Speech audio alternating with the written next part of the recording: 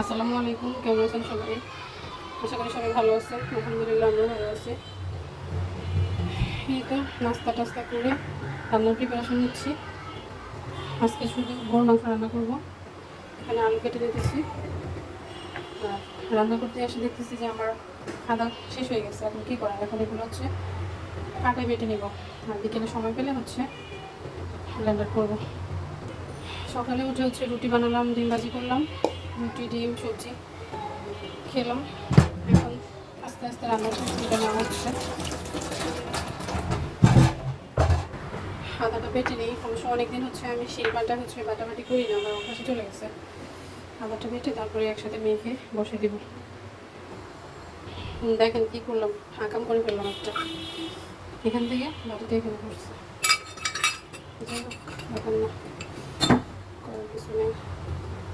কিছু কিছু কাজ আছে আমার খুবই বিরক্ত লাগে, বাটাবাটি ব্লেন্ডার করা, এই জিনিসগুলো আসলে আমার অনেক বিরক্ত লাগে, অনেক।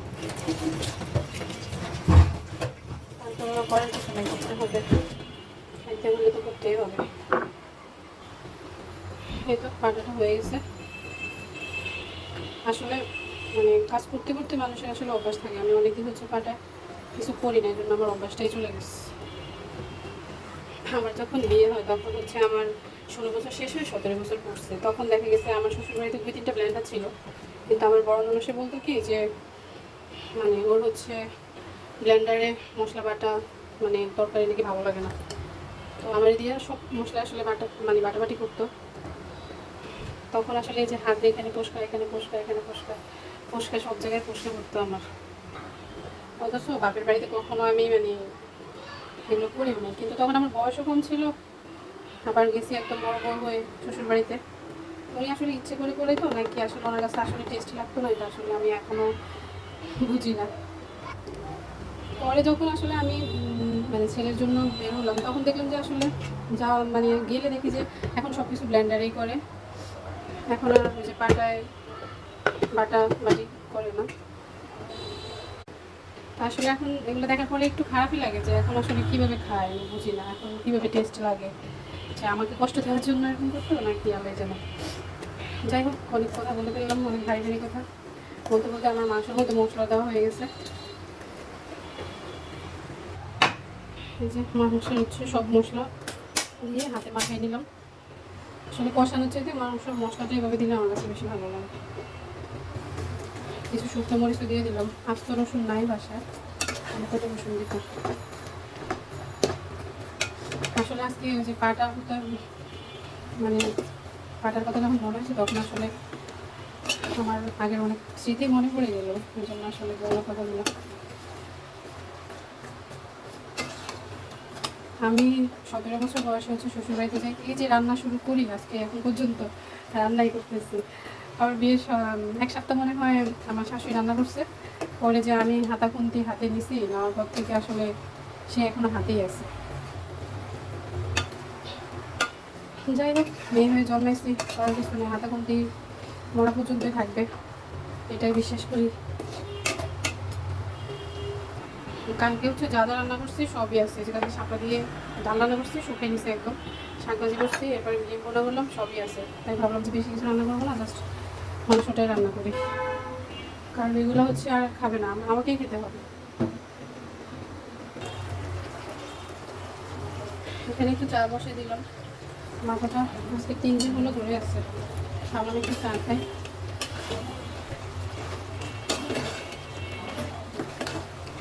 মাংসটা কষানো আস্তে আস্তে ফুটেছে।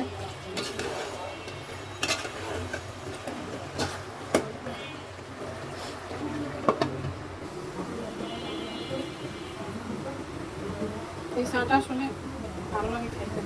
আমি একটু হালকা একটু চিনি দিই, চিনি তো বেশি খাই না, একটু বিট লবণ আর হচ্ছে বেশি করে একটু লেবু দিই,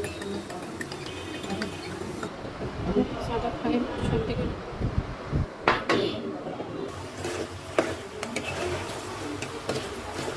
2-3বার কষানো হয়ে গেছে, আরেকবার একটু পানি দিয়ে আরেকবার কষাই, তারপর হচ্ছে আলুটা দিব। আমার মনে হয় মাংসটা যত কষানো হয় আস্তে আস্তে কালারটাও ভালো আসে, খেতেও ভালো লাগে।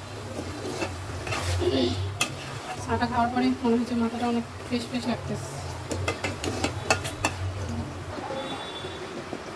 মাংসটা কষানো হয়ে গেছে, আলুটা দিয়ে দিব। আলু দিয়ে একটু কষে তারপরে জল দিব।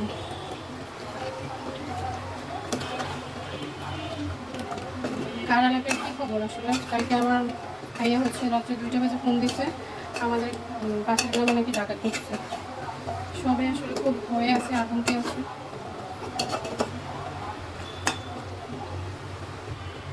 এটা আর একটু কষানো হোক, তারপরে হচ্ছে একসাথে আর একটু ঝোল দিয়ে সেটা করে নেব। বাসার বাকি কাজগুলো শেষ করে এসে বাইরে মনে হয় বৃষ্টি আসতে পারে।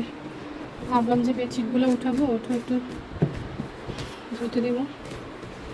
এখন দেখতেছি যেন হবে না, প্রচুর মেঘ ধরছে। এগুলো একদিন পরিষ্কার না করলে মনে হয় যে 1000 দিন হয়ে গেছে, এগুলো ধরি না, এরকম অবস্থা হয়। ভালো এই যে অন্ধকার হয়ে গেছে, বৃষ্টি নামতে পারে। কেউ মিউ, কি অবস্থা? পুচি কই? পুচি নাই? আহারে বেচারা।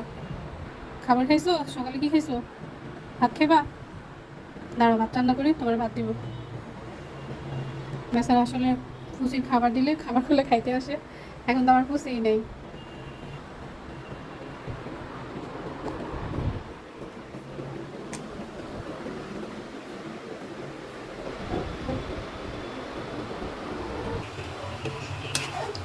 ফাইনাল ঝোলটা দিয়ে দিলাম মাংসের মধ্যে।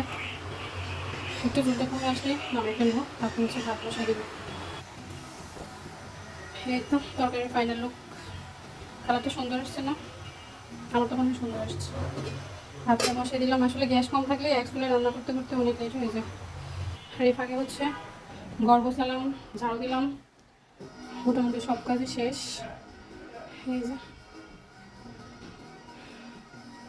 আসলে রান্না বান্না, তারপরে হচ্ছে ঘর ঝাড়ু দেওয়া, গোছানো, এগুলো শেষ হয়ে গেলে আসলে সারাদিনের কাজ শেষ। বিকেলে একটু টুকটাক কাজ থাকে। ছেলে হচ্ছে টিভি দেখতেছে,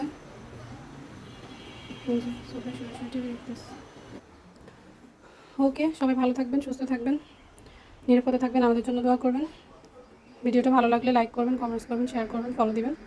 আল্লাহ হাফিজ, আসসালামু আলাইকুম।